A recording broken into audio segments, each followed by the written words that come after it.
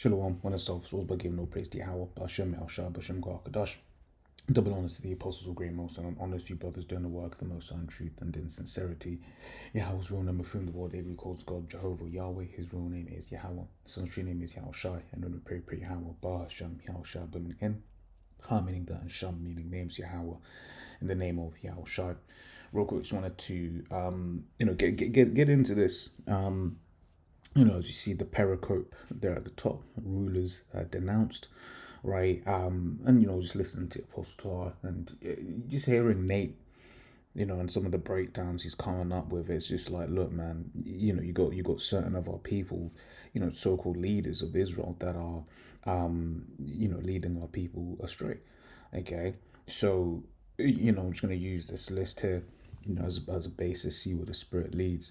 But yeah, you got a whole load of our rulers that are just our leaders, if you will, that are basically just going to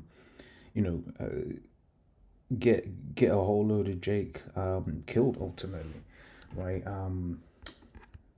What is that? What brought is it this one? I brought this one out.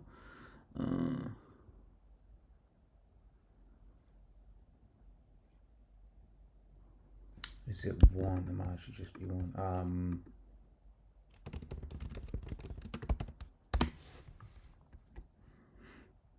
It's been a long time, this one. Right, it's Ezekiel 3, not 13 yet. Ezekiel 3 and 17, right? It's the Son of Man, I made thee a watchman unto the house of Israel. Therefore hear the word at my mouth and give them warning from me. So that's why we do these shows. We go out to the camp, right, to let people know what time it is, to let people know the day of the Lord is nigh at hand. Okay.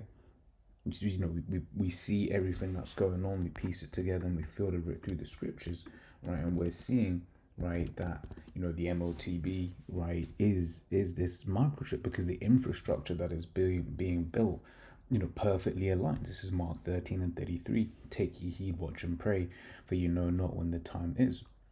Okay, so that's one of the things we do. We're watchers, right? We're watchmen. That our purpose is to then take what we have seen, once again, filter through the scriptures and give the people warning, right? And this is the thing. It's like, you look at, I always use this example. You look at countries that don't really have a lot going on, right? You get certain of these countries in the land of Ham, right, where as Trump calls them, they are quote shithole countries. Yet they're working on biometric passports. They're working on CBDCs. Okay, let me see. Which countries have biometric passports, right? I just want something is there something that just gives me a map? So I'm just trying to see if there's something that can just give me a map. Map.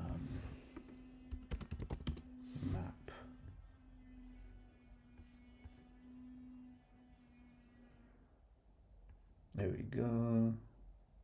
Right, so bring this into this tab here. All right, so you basically see it, effectively the entire world. Okay, so I'm now just looking, so that will be that's going to be South Africa here. But it's funny because there's this Lesotho in the middle, and that seems to have it, right? So it's just like a handful of countries, right? But when you look at the population dense of that this covers, right? Europe, so that's basically a billion. China, that's a billion. India, there's a billion. Right, America 300, but the Americas together, that's probably a billion, right? And then most of Africa, this population is here, right? Just in this hook in the west coast, right? So that's basically covered, right? Arabia, that's covered, and Russia, that's covered. So effectively, most people on the face of the planet Earth, or rather most nations, have these biometric passports, right? And then let's see, citations. I'm trying to see whether it links back to the article.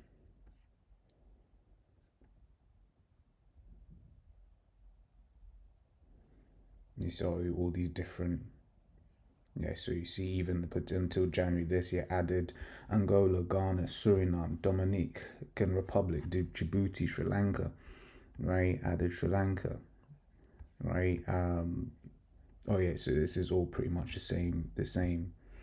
Let's go back even further. If it says,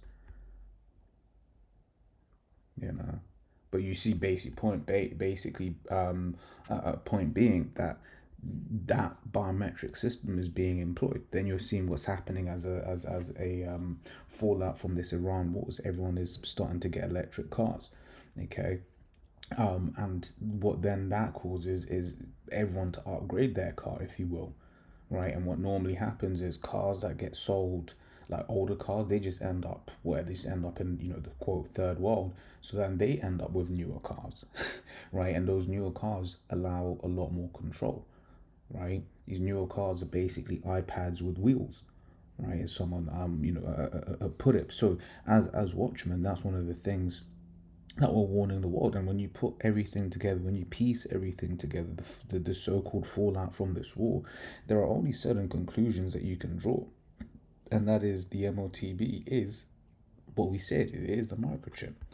Okay, so let's go back to Ezekiel 3:18. It says, "When I say unto the wicked, thou shalt surely die, and thou givest him not warning, nor speakest to warn the wicked from his wicked way to save his life. The wicked man shall die in his iniquity, but his blood will I require at thine hand." Right, so that's why we take this serious, right? Because the Lord demands that we go out and we tell people what is to come. That we go out and we say, look, man, hey, the day of the Lord is nigh at hand, right? That the devil is about to come down having great wrath, right? Because when you're seeing what is happening from the when you see what is happening from the fallout of this war, there's gonna be a famine at the end of the year, right? Slut, one sec. Right, so it says, "When I say unto the wicked, thou shalt surely die, and thou givest him not warning, nor speakest to warn the wicked from his wicked way to save his life. The same wicked man shall die in his iniquity, but his blood will I require at thine hand." So it's deadly serious what we're into, right? It says, "Yet if thou warn the wicked, and he turn not from his wickedness, nor from his wicked way, he shall die in his iniquity, but thou hast delivered thy soul." So once again, when you see the apostles constantly going on at the IUIC, being like, "Yo, get right, get right, get right," guess what? That is to help them, right? And if they don't hear it, hey, we've done our bit. We've washed the hands off of the blood off of our hands, right? When we're going out and telling them, "Look, man, your leaders ain't right." That's all we can do, right? But at the end of the day, we understand that, the Most High, he don't want certain people. I'm going to get the one in Matthew, I think. This is Matthew 13:14. It says, "And in them is fulfilled the prophecy of Isaiah, which saith, By hearing ye shall hear, and shall not understand, and seeing ye shall see, and shall not perceive. For this people's heart is waxed gross, and their ears are dull of hearing.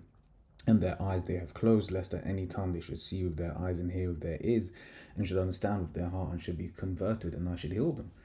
But blessed are your eyes, for they see, and your ears, for they hear. Right? For verily I say unto you that many prophets and righteous." So like, let me break that down. So like, right? So this is quoting Isaiah 6:9, right? As you see, right, where basically it's like, people have ears, people have eyes, right? But and we've all experienced that at the camp, or someone we may be speaking to, when you're breaking things down, and they'll be starting to get it, but then you can almost see like an angel just being there, like, "Look, man," and then whatever it is up until that point they were eating, then it all got taken away from them, right? Verse 15, "So for this people's heart is waxed gross, and their ears are dull of hearing, and their eyes they have closed." Right? The harsh reality is the Most High is the one that closed their eyes. The Most High is the one that said, "You're not getting it." Right? It says, "Lest at any time they should see with their eyes, and hear with their ears, and should understand with their heart, and should be converted, and I should heal them." Right? So ultimately, how I don't want them, right? And that's a horrible place to be when the Lord's like, "Nah, I'm cool."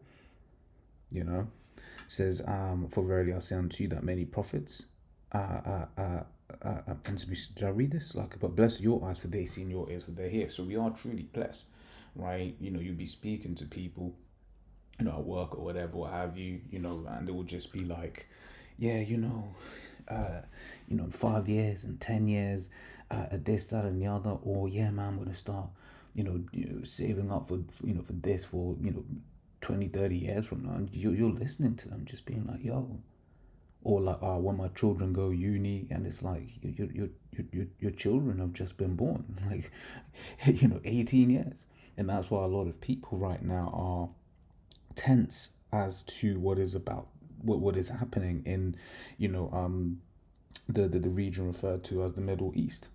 Okay, because people have all of these plans, dreams, and aspirations, and they understand that these tensions are affecting their dreams and aspirations, etc., etc.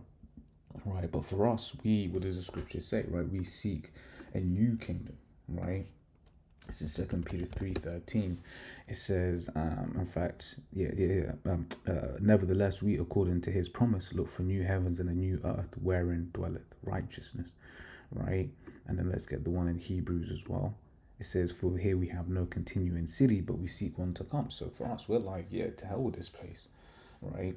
Sometimes you sometimes you'll be like, all smiling, when people are talking about what's happening in the world. Then you have to remember you're in public and be like, oh yes, it's so terrible, is it? Oh, so terrible. But these times, we're rejoicing when we're seeing all of these things happen, because we understand that the pain that is about to come has to come. Right? Real quick, let's just jump over to Second Ezra's, the 7th chapter, right, on the matter, right? So it says, Second Ezra 7 from 6, it says, there is also another thing. A city is builded and set up on a broad field, and is full of all good things. The entrance thereof is narrow, and is set in a dangerous place to fall, like as if there were a fire on the right hand, and on the left a deep water. It says, and only one path between them both, even between the fire and the water, so small that they could but one man go there at once. If this was basically, referring to, just this tightrope of this truth that we're in, right? You think about all of the different parables, the one about, weeds, taking you out of this truth, right? People turning back, well, purely just the Lord taking the spirit away from a man. Okay. Those are all of the different treacherous points that it is that we have to, navigate, in this truth, right? But and let's not forget also the hell that is about to come. And some people, when the hell comes, they're gonna be offended and leave, right? Because there is great hell that he is about to bring. The accusation is about to be made against the men of the Lord, right? But that's the beautiful thing is, the Lord has been taking us out of the world anyway. So for us, it's just like, man, it is what it is. Okay. So it says, if the city now were given unto a man for an inheritance, if he never shall pass the danger set before it, how shall he receive this inheritance? So if we don't come through, if we don't, get over this hurdle, get over the line, right? Guess what? It's like me rephrase. If we don't go through this painful period, right, we'll never get over the line. But once again, that's the whole, even the whole topic about a painful period. Some of these leaders don't even want to go into that. All right, so let's jump into this. Right, so Micah 3 from the top, and it says, and I said, here I pray you, O heads of Jacob, and ye princes of the house of Israel, is it not for you to know judgment? It says, who hate the good and love the evil, who pluck off their skin from off them, and their flesh from off their bones, right? Who also eat of the flesh of my people, and flay their skin from off them, and they break their bones and chop them in pieces, as for the pot and as flesh with the cauldron, right?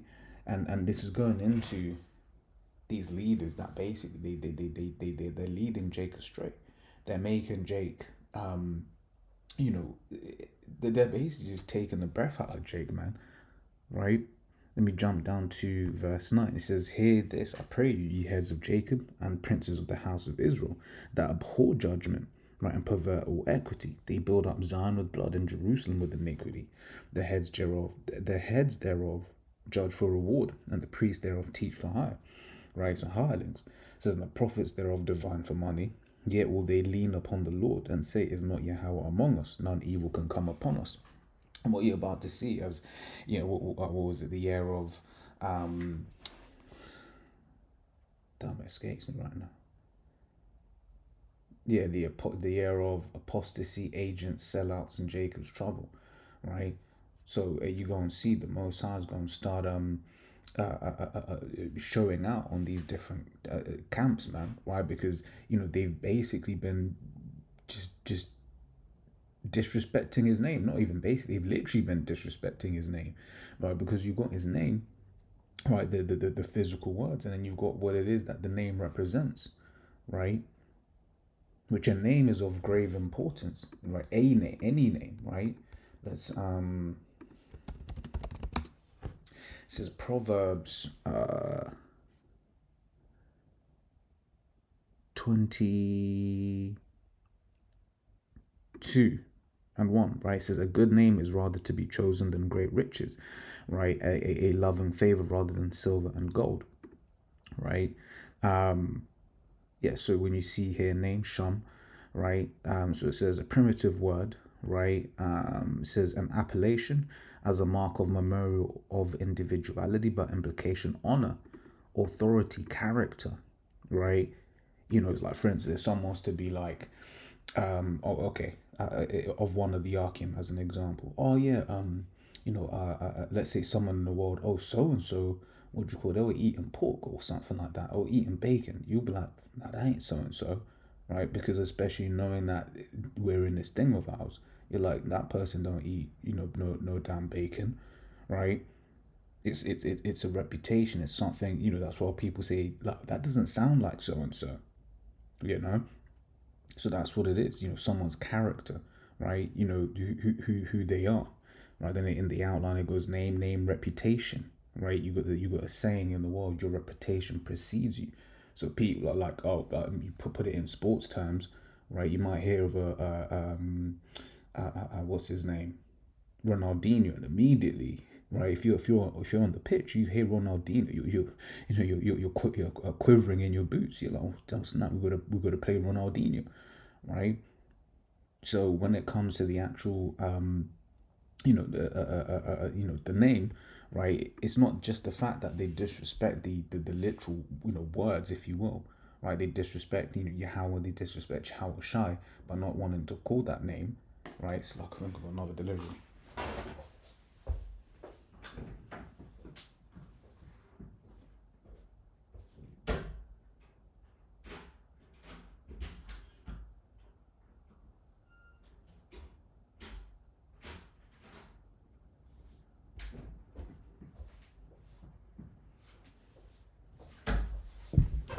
Yeah, so it's not just that they disrespect the actual name itself, right? But they disrespect what those names stand for, right? Righteousness, truth, the law, right? In its entirety, including Deuteronomy, the 22nd chapter. Okay, let's get some of these precepts and start closing it out. This is Isaiah 9:16. For the leaders of this people cause them to err, and they that are led of them are destroyed, right? And that I mean, if that ain't now, if that ain't now, right? The leaders of this people cause them to err. You got all of these different false prophets, man. Profiteers, right? Profiting from from the children of Israel, right? This is Jeremiah 10:21. For the pastors are become brutish and have not sought Yahweh. Therefore, they shall not prosper, and their flocks shall be scattered. This is Jeremiah 50:6. It says, my people have been lost sheep. Their shepherds have caused them to go astray. They have turned them away on the mountains. They have gone from mountain to hill. They have forgotten their resting place. And then let's get okay,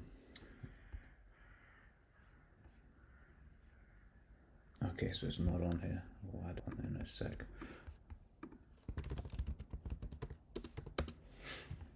This is Matthew 23:27. 1 to you scribes and Pharisees, hypocrites, for ye are like unto whited sepulchres, right? Which when you look at some of these other camps, they've got all of they got the look. Like, Jake loves it, something that looks shiny. It's like, oh yeah, right? but really what's inside, right? It says, which indeed appear beautiful outward, but are within full of dead men's bones and of all uncleanness. Okay, even so ye also outwardly appear righteous unto men, but within ye are full of hypocrisy and iniquity, right? And that's it. You know, that's these different camps, man.